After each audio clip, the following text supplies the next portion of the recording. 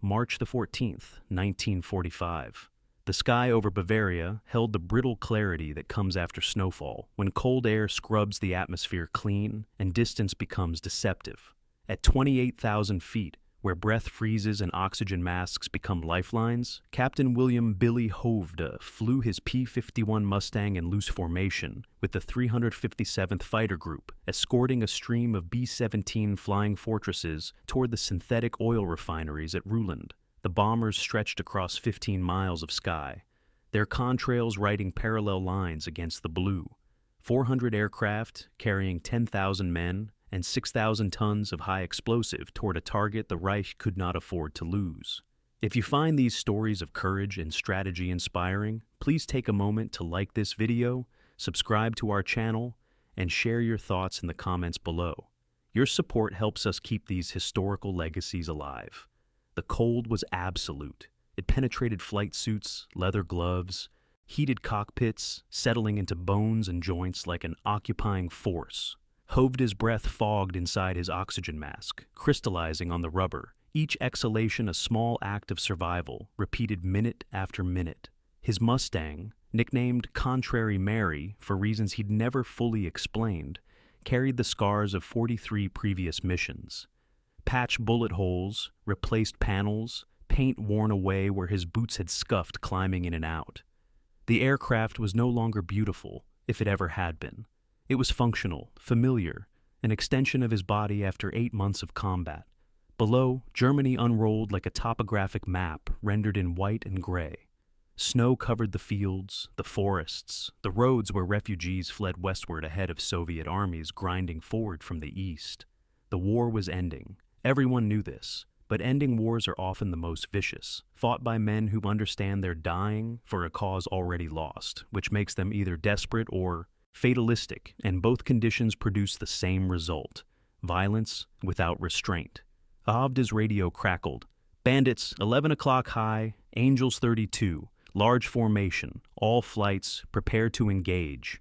He looked up, squinting against the sun's glare, and saw them. Dark specks resolving into shapes, into aircraft, into the distinctive silhouettes of Messerschmitt Bf 109s and Focke-Wulf FW 190s. He counted quickly, stopped counting at 30. The Luftwaffe was supposed to be broken, scattered, reduced to insignificance by 3 years of attrition. Yet here were 30 fighters, maybe more, diving toward the bomber stream with the coordinated aggression of pilots who knew their trade. The 357th punched off their drop tanks, auxiliary fuel tanks that extended range but became liability in combat. Hovde watched his own tanks tumble away, silver cylinders falling toward the snow-covered earth 5 miles below. The Mustangs climbed to meet the threat, engines screaming as pilots, advanced throttles to maximum power, superchargers whining, manifold pressures pushing limits that would destroy engines if sustained too long. But before combat, there was always this moment, the climb toward contact, when everything remained potential, when survival was still probable, when the sky held both menace and promise in equal measure.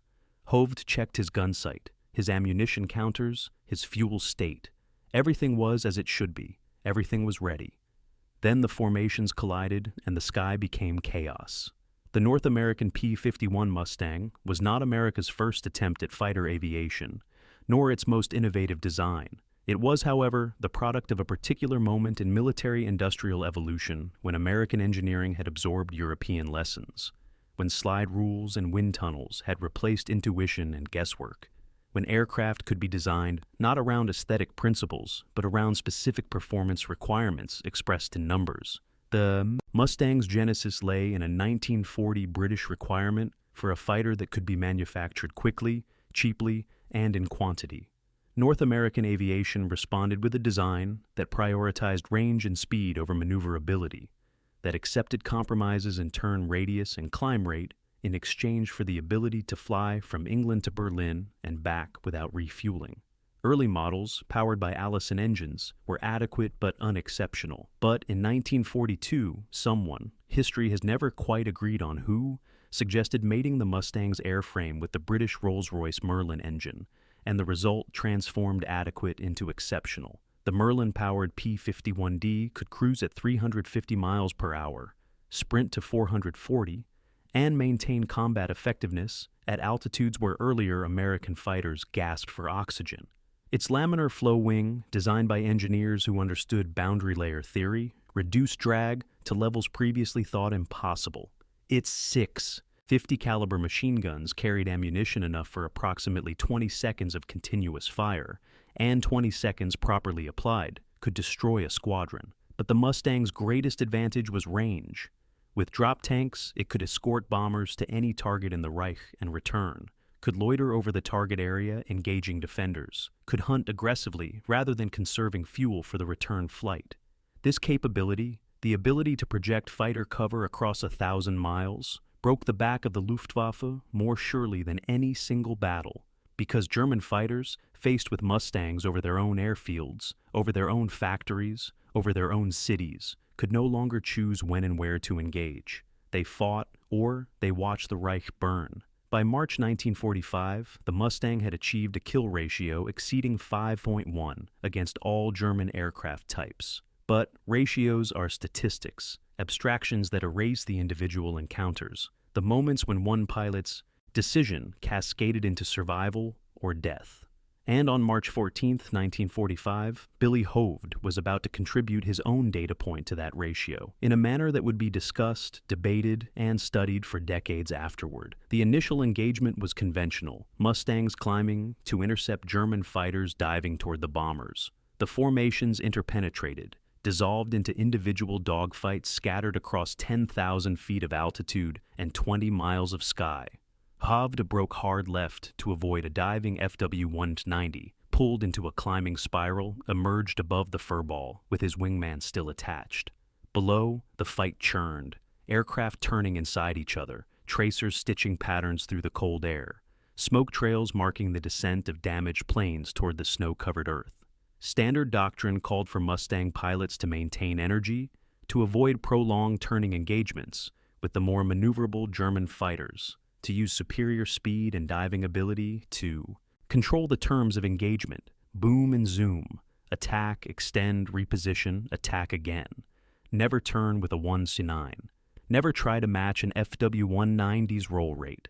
Hovde had internalized this doctrine through 8 months of combat, through briefings and debriefings, through the accumulated wisdom of pilots who'd survived long enough to pass lessons forward. He was not a maverick, not a rule breaker, not one of those pilots who believed individual skill could overcome tactical stupidity. He was, in the estimation of his squadron mates, solid, competent, reliable, professional. He flew his missions, returned safely more often than not, accumulated kills at a steady, if unspectacular, pace. 6 confirmed, 3 probable, respectable numbers, nothing exceptional. But on March 14th, Billy Hovde was about to stop being solid and become something else entirely. The fight had been underway perhaps 5 minutes when Hovde spotted a lone B-17, separated from the main formation, trailing smoke from its number 3 engine, a straggler. German pilots called them Purple Heart Corner, the isolated bombers that inevitably attracted predators. And sure enough, 6 Bf-109s were positioning for attack, setting up a textbook gunnery pass that would rake the bomber from nose to tail. Hovde didn't think. Thinking took time, and time was measured in the closure rate between the 109s and the dying B-17. He rolled inverted, pulled through, dove toward the German fighters. His wingman followed, though whether from discipline or surprise, Hovde would never know. The 1A9 saw them coming, 2 Mustangs diving from above, converting altitude into speed, into energy, into threat. Standard German response would be to split, to divide the attacking Americans, to transform a 2 versus 6 disadvantage into a series of 1 versus 1 engagements, where numbers and possibly skill would prevail. But these pilots did not split. Instead, they maintained formation, turned as a unit toward the attacking. Mustangs accepted the head-on engagement with the kind of aggressive confidence that suggested either exceptional skill or desperation. At 700 miles per hour of closure speed, with perhaps 2 seconds until weapons range, Hovde had to decide, break off or commit. He committed. The head-on pass lasted perhaps 3 seconds. Hovde fired a burst. his tracers and the Wundenstein's tracers meeting in the space between them like streams of incandescent water flowing toward each other. Neither aircraft was hit. Physics and geometry conspired against accuracy at that closure speed, at that angle, with that much adrenaline compressing time into something nearly incomprehensible. Then, they were past each other, Hovde pulling hard, his Mustang groaning as G-forces multiplied, his vision narrowing to a gray tunnel as blood drained from his brain. He eased the pressure, recovered, looked around, and saw something extraordinary. The 6 BF-109s had not dispersed. Instead, they'd reformed, and now they were positioning for a coordinated attack, not on the B-17, which continued its wounded flight westward, but on Hovde himself.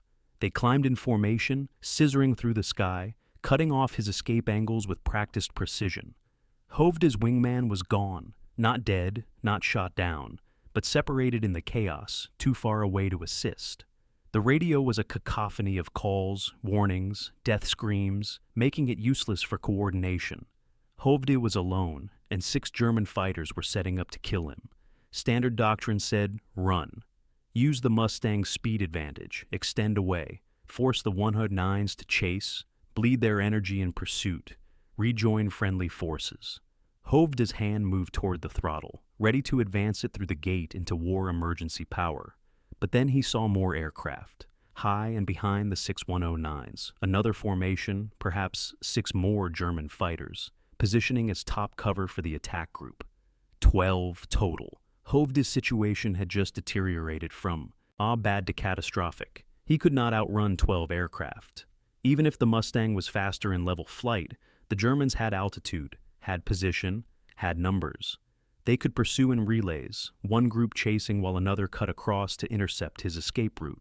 They could coordinate, communicate, execute tactics refined through 5 years of war. Hovde had only himself, only his aircraft, only the skills encoded in muscle memory, and the kind of cold clarity that sometimes emerges when options narrow to a single choice. He pulled the Mustang's nose up, reduced throttle, and deliberately bled speed. It was, by every measure of fighter doctrine, insane. What Billy Hovde did in the next 45 seconds would be described variously as genius, luck, instinct, or madness. The after-action report, written 3 days later when intelligence finally extracted a coherent account from him, used the phrase unorthodox energy management. His squadron commander, reading the report, laughed, until he cried, then recommended Hovde for the Distinguished Service Cross, not because of the kills, but because of the sheer audacity of the maneuver. The pilots who'd mocked him, and they had mocked him, not cruelly, but in the way fighter pilots mock anything unusual, stopped mocking immediately. Because Billy Hovde had discovered something. The Mustang, for all its virtues, had one characteristic that pilots generally considered a flaw. At specific combinations of speed and angle of attack, the aircraft entered what aerodynamicists called adverse yaw, a condition where control inputs produced unexpected results, where the aircraft seemed to skid through the air rather than cutting cleanly, where handling became mushy and imprecise. Pilots learned to avoid this flight regime, learned to maintain speed, learned to keep the aircraft operating within the clean aerodynamic envelope where controls remained crisp and responsive. Hovde had encountered this condition dozens of times, had been annoyed by it, had complained about it in the squadron ready room. Some pilots called it the Mustang's ugly angle, that awkward combination of low speed and high angle of attack, where the aircraft wallowed rather than flew.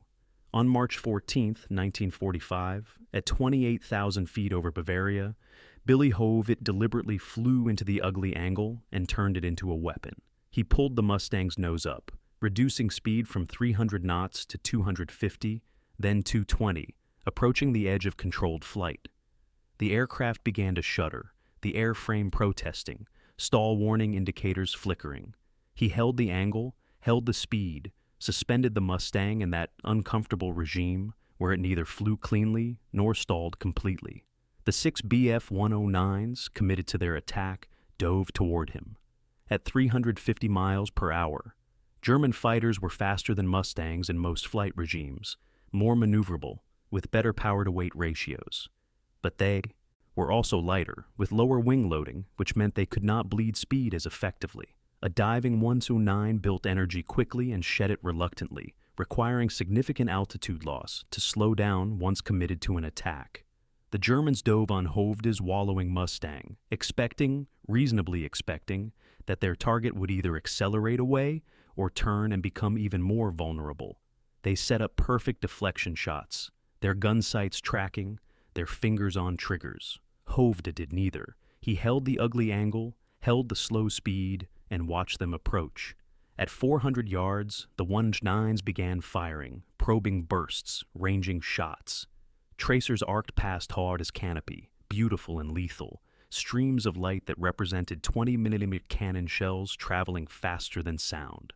At 300 yards, the Germans committed to full firing passes, their combined armament, 12 20mm cannons and 12 machine guns, creating a cone of fire that should have obliterated anything caught within it.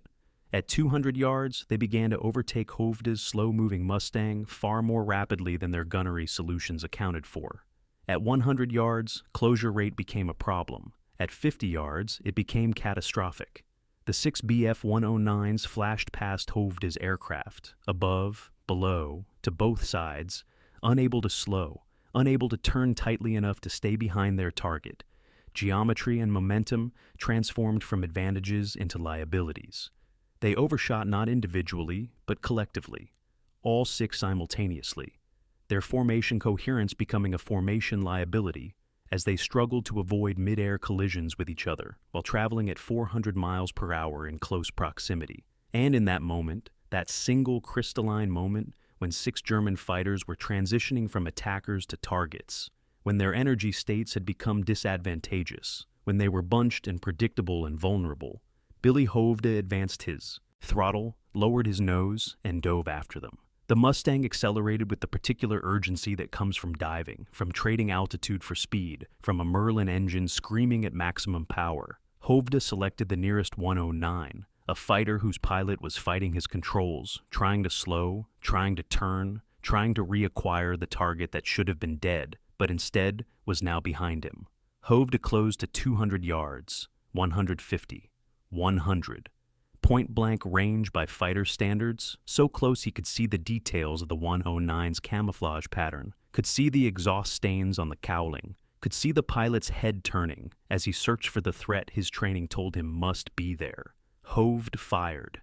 The 50 caliber round struck the 109's left wing root, that structural junction where wing meets fuselage, where fuel tanks are located, where a single well-placed burst can transform an aircraft into a fireball. The 109 exploded, not dramatically, not cinematically, but with a sudden bright flash and then black smoke as aviation fuel ignited. Pieces separated, the aircraft tumbled, first kill. Hovde pulled up, climbed, repositioned. The remaining 5 119s from the initial attack group had scattered, their formation broken. Their coordinated attack dissolved into individual survival efforts. But the 6 aircraft that had been providing top cover, the second group, were now diving to engage. Standard doctrine said, run. Hovde had survived the initial attack through a combination of skill and audacity that he likely couldn't replicate. His ammunition was depleted by perhaps 20%. His fuel state was declining. 6 more German fighters were approaching with altitude advantage and numerical superiority. But Hovde had discovered something, and discovery creates confidence, and confidence sometimes overcomes doctrine. He climbed toward the diving Germans, reduced throttle, pulled the Mustang back into the ugly angle. The 6 FW-190s, different aircraft type but similar performance, committed to their attack with the same aggression the 109s had displayed. They dove in loose formation, coordinating their approach, setting up overlapping firing solutions designed to give Hovde no escape angle. Hovde held his speed at 220 knots, held the angle, held his nerve. The 190s opened fire at 500 yards, early, optimistic, burning ammunition and suppressive fire, meant to force their target into evasive maneuvers that would make him predictable. Hovde ignored the tracers, ignored the rounds cracking past his canopy, ignored every instinct that screamed at him to move, to accelerate, to do anything except maintain this wallowing, vulnerable, insane flight profile. At 300 yards, the 190s were committed. At 200 yards, their closure rate became apparent. At 100 yards, they began to recognize the problem. At 50 yards, they overshot, all 6 of them, flashing past Hovde's Mustang in a compressed moment of missed opportunity and reversed advantage. 190 passed so close that Hovde could see the pilot's face through the canopy, could see the expression of surprise and frustration, could read the instant comprehension that a tactical advantage had become a tactical disaster. Hovde rolled, dove, selected a target. The 190s were pulling hard, bleeding energy in desperate turns, trying to slow, trying to reacquire, trying to understand what had gone wrong. He fired, a 3-second burst. The selected 190 staggered, smoke pouring from its engine, then nosed down toward the snow-covered landscape 6 miles below. Second kill. But he wasn't finished. The remaining 4 190s from the second group joined the surviving 5 109s from the first attack, forming a composite formation of 9 German fighters, all experienced pilots, all committed now not to shooting down a bomber or even to protecting their airspace, but to killing this single American pilot who'd humiliated them twice, 9 aircraft against 1. The radio, temporarily clear, crackled with a transmission from Hovde's squadron commander. All able flights, status report. Hovde keyed his mic. Able 4, engage with multiple bandits, vicinity Bamberg. Able 4, disengage and return to formation. It was not a suggestion, it was an order delivered by a commander who understood that individual heroics were less valuable than pilots who survived to fly another mission, who came home, who accumulated experience rather than body counts. Hovde acknowledged the order, then he shut off his radio. Later, he would explain this decision in the passive language of after-action reports. Radio malfunction prevented compliance with directive. But in the moment, the decision was simpler. He had discovered something about the Mustang, about energy management, about how to transform a flaw into an advantage, and 9 German fighters were about to provide him with an opportunity to refine the lesson. The composite German formation attacked in 3 waves, 3 aircraft, then 3 more, then the final 3, staggered to prevent all of them from overshooting simultaneously. It was tactically sound, demonstrating that these were not novice pilots but experienced veterans who'd adapted to the previous failures. Hovde met the first wave with the same technique. Ugly angle, reduced speed, deliberate wallowing. 3 aircraft overshot. He destroyed none. By the time he'd transitioned from defensive to offensive flight, they'd gained separation. But he damaged one, saw smoke trailing, saw the pilot heading east toward friendly airfields. The second wave approached from a different angle, higher, attempting to use vertical positioning to negate the overshoot problem. Hovde adjusted, pitched his nose up, burned energy in a zoom climb that positioned him above the diving Germans. When they committed, he rolled inverted, pulled through, came down behind them. Destroyed. Another 119 damaged a 190, 3rd and 4th kills. His ammunition was running low, perhaps 5 seconds of firing time remaining from the original 20. His fuel state had declined to the point where returning to base would require strict management, would leave no margin for extended combat or navigational errors. His engine temperature was elevated, not critical, but approaching limits that would require throttle reduction to prevent damage. The final 3 German fighters, 2 109s and 1 190, held back, circling at distance, assessing. Hovde could almost read their thoughts. This American should be dead. We've watched him destroy 4 of our comrades. We have numbers, position, experience. But somehow, he keeps winning. Hesitation in combat is often fatal. The 3 Germans hesitated perhaps 10 seconds, long enough for Hovde to regain energy, to reposition, to prepare. Then they attacked together, not in waves but simultaneously, converging from 3 directions. Attempting to divide Hovde's attention, to force him to defend one angle and accept vulnerability from another. It was the correct tactical decision. Against a conventional opponent, it would have worked, but Hovde had stopped being conventional approximately 15 minutes earlier. He picked the nearest German, a 109 approaching from 2 o'clock, and turned toward it. Not away seeking separation, but toward, accepting the head-on engagement. The German pilot, surprised by the aggression, hesitated fractionally. That fraction was enough. Hovde fired his last burst, watched rounds walk up the 1-9's nose and into the cockpit. The German fighter rolled slowly left, its pilot dead or incapacitated, and began the long descent toward Earth. 5th kill. The remaining 2 Germans, perhaps recognizing that they were facing something beyond their experience, perhaps simply low on fuel or ammunition themselves, broke off. Hovde watched them recede eastward, climbing into clouds, their commitment to the engagement exhausted.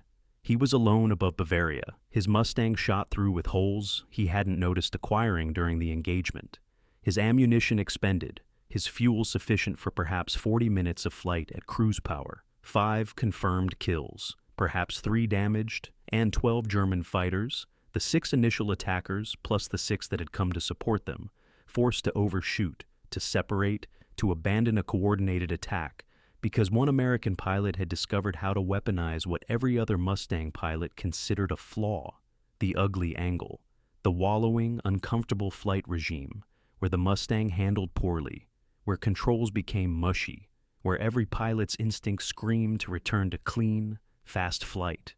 Billy Hovde had flown into the ugly angle deliberately, repeatedly, and used it to destroy 5 aircraft and scatter 7 more.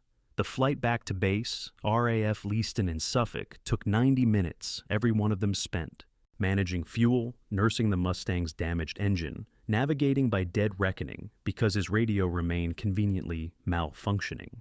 He crossed the English Channel at 5,000 feet, saw the coastline emerge from haze, landed with perhaps 10 minutes of fuel remaining. The ground crew swarmed his aircraft before the propeller stopped spinning. They counted the bullet holes, 37, though several could have been from previous missions, the paperwork on patches and repairs being perpetually behind schedule. They noted the empty ammunition cans, the elevated engine temperatures, the hydraulic fluid leak that explained why his landing gear had extended only reluctantly. The crew chief, a tech sergeant from Michigan who'd been maintaining aircraft since before Hovde had learned to fly, stood on the wing and looked at the pilot. "What the hell happened up there, Captain?" Hovde unbuckled, climbed out, stood on the wing while his legs remembered how to support weight. He looked at his Mustang, battered, patched, no longer beautiful if it ever had been, and said, "I figured something out. It was not bravado. It was not false modesty. It was simply a statement of fact, delivered in the tone of a man who'd solved a physics problem that happened to be encoded in aircraft design and aerodynamic theory." The debriefing lasted 6 hours. Intelligence officers were skeptical. 5 kills in a single engagement was exceptional, even for veteran aces, and Hovde's account of deliberately flying into what he called the ugly angle sounded less like tactics and more like desperation rationalized into doctrine. But other pilots had witnessed parts of the engagement, had seen the furball over Bavaria, had observed German fighters scattering, smoke trails, aircraft falling. The gun camera footage, grainy, jerky, difficult to interpret, showed enough to confirm at least 3 kills definitively. 2 more were credited as probable, which later became confirmed. When German records captured after the war documented the loss of 5 fighters on March 14, 1945, in the vicinity of Bamberg, matching the time and location of Hovde's engagement. 5 confirmed kills in 45 minutes. By a pilot whose previous record was 6 kills accumulated over 8 months and 43 missions. The squadron's reaction was complex. Pride certainly, Hovde was one of theirs, and his success reflected well on the unit. But also confusion, because his tactics violated everything they'd been taught, everything they'd internalized through training and experience. The ugly angle was something to avoid, not to weaponize. Flying slow when attacked was suicide, not strategy. Yet it had worked. Undeniably, spectacularly worked. Hovde tried to explain in the debriefing, using his hands to demonstrate angles and energy states, describing how the Mustang's handling characteristics at low speed created unpredictability that became advantage when enemies were committed to high-speed attacks. The intelligence officers nodded, wrote notes, remained politely skeptical. Then one of the pilots, a captain with 18 kills, a veteran of 2 combat tours, spoke up. "He's right. I've encountered the same thing, the mushy handling at low speed. Never thought to use it offensively, never even occurred to me." Others nodded. The ugly angle was familiar to every Mustang pilot, but familiarity had bred contempt, or at least avoidance. Hovde had transformed contempt into curiosity, avoidance into exploration, and discovered that flaws, properly understood, were sometimes strengths in disguise.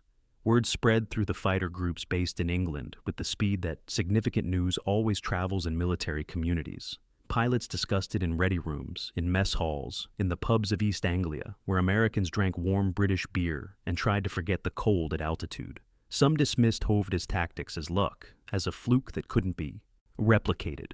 Others tried to replicate them, with varying success. The ugly angle was reproducible, but using it effectively required judgment, timing, and a tolerance for discomfort that not every pilot possessed. The squadron that had mocked Hovde's flying style, and they had mocked it, not maliciously, but in the casual way pilots critique anything unusual, stopped mocking. The nickname that had circulated, Hover Hovde, a play on his tendency to fly at what others considered unnecessarily slow speeds during formation flying, disappeared, replaced by respect that needed no verbal expression. Billy Hovde flew 18 more combat missions before VE Day ended the European War. He destroyed 3 additional aircraft, bringing his total to 14 confirmed kills. Respectable numbers, though no longer exceptional. By war's end, the USAAF had produced multiple pilots with scores exceeding 20, some over 30. But his March 14th engagement remained unique, studied in tactical courses analyzed by engineers, trying to understand why the Mustang's low-speed handling characteristics had proven advantageous in that specific situation. The answer, ultimately, was that Hovde had intuited something that aerodynamicists would later quantify. At low speeds and high angles of attack, the Mustang's rate of deceleration was significantly lower than lighter German fighters. Where a 109 or 190 would bleed speed rapidly when pulling hard turns or climbing, the Mustang maintained energy longer, creating a temporary advantage in the specific circumstance where attackers were committed to high-speed passes and couldn't slow quickly enough to stay behind a slower target. It was a narrow advantage, exploitable only in specific conditions, requiring precise execution and considerable nerve. But it was real, and March 14, 1945, proved it. There is a photograph of Billy Hovde, taken in April 1945, standing beside Contrary Mary with 5 kill markings freshly painted beneath. The canopy. 5 small swastikas representing the March 14th engagement.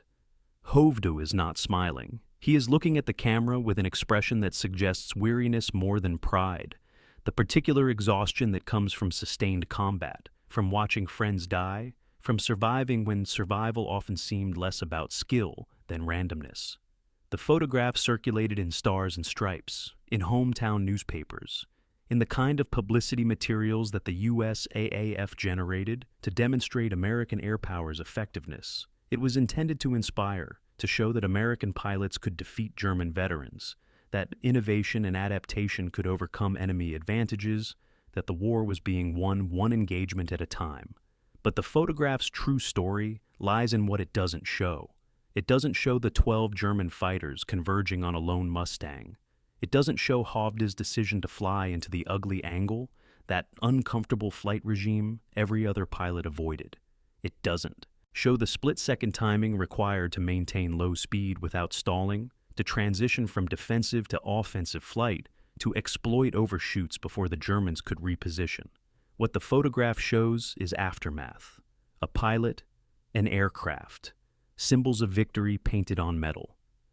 Standard iconography of aerial warfare, repeated thousands of times across hundreds of airfields in a conflict that ultimately produced more than 35,000 American air combat victories in the European theater alone. Yet that March 14th engagement demonstrated something larger than individual heroism or tactical innovation. It demonstrated that assumptions about aircraft characteristics, about proper flying techniques, about what constituted flaws versus features, were often just received wisdom that had never been tested against alternative approaches. Every Mustang pilot knew about the ugly angle.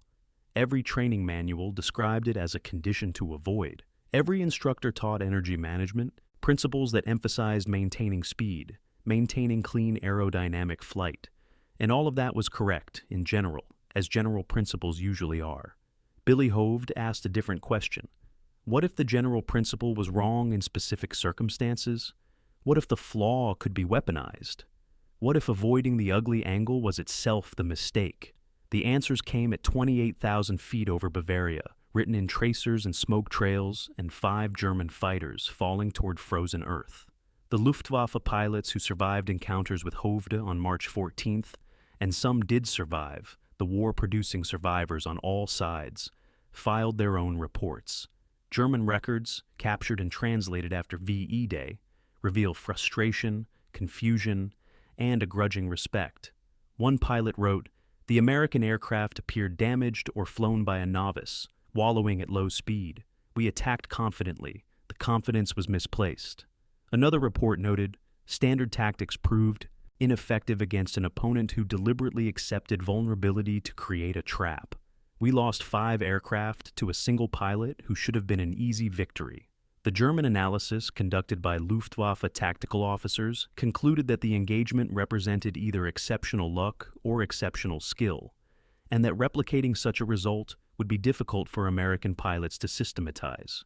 They were partly correct. The tactic did require specific conditions, specific timing, specific nerve. It could not be taught as doctrine, could not be systematized into a procedure that average pilots could execute reliably.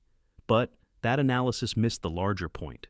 The engagement demonstrated not that Billy Hovde possessed superhuman skill, but that questioning assumptions, exploring supposed flaws, and adapting doctrine to specific circumstances could produce advantages that doctrine itself didn't anticipate. The Luftwaffe had entered the war with arguably the world's most experienced fighter pilots, men who'd learned their craft in Spain, who'd perfected it over Poland and France and England. But experience unexamined becomes rigidity.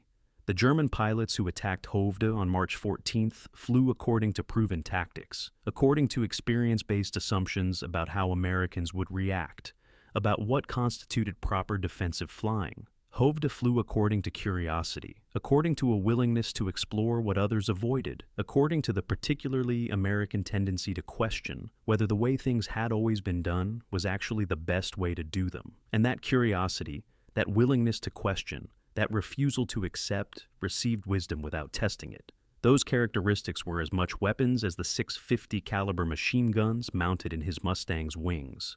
The war ended.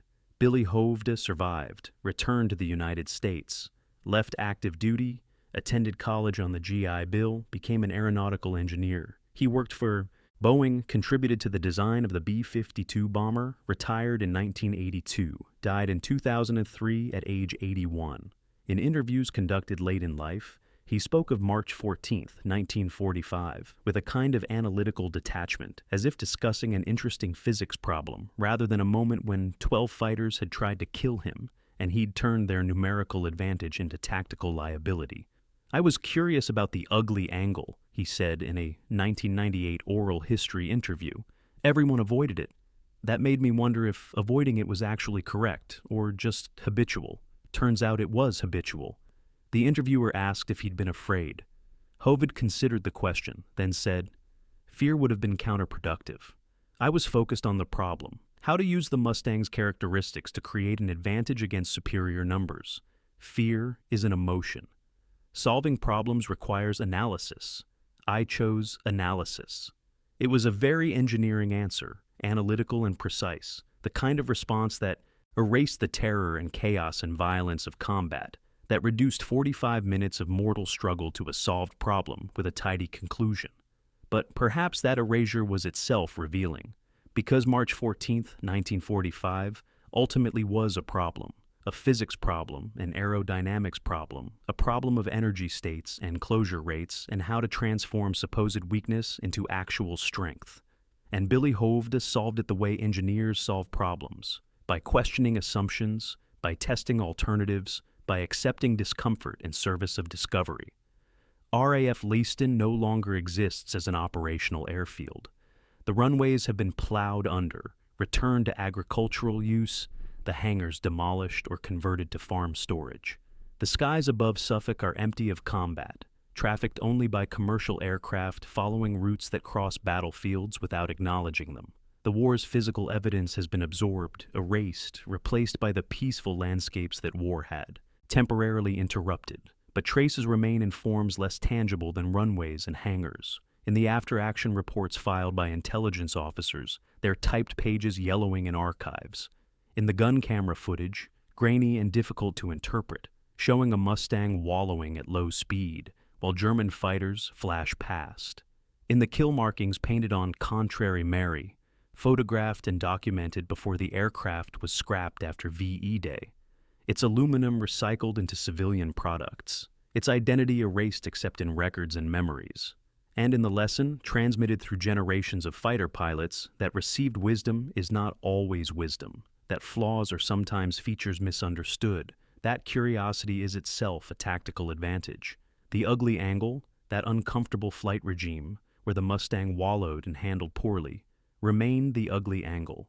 Post-war evaluations confirmed that it was indeed a less than optimal flight condition, that pilots were correct to generally avoid it. That doctrine's emphasis on maintaining speed and clean aerodynamic flight was sound, generally, in most circumstances, under normal conditions. But March 14, 1945, was not normal circumstances. It was 12 fighters converging on one. It was desperation transmuted into innovation. It was a moment when the general principle required suspension in favor of the specific solution. Billy Hovde understood this intuitively.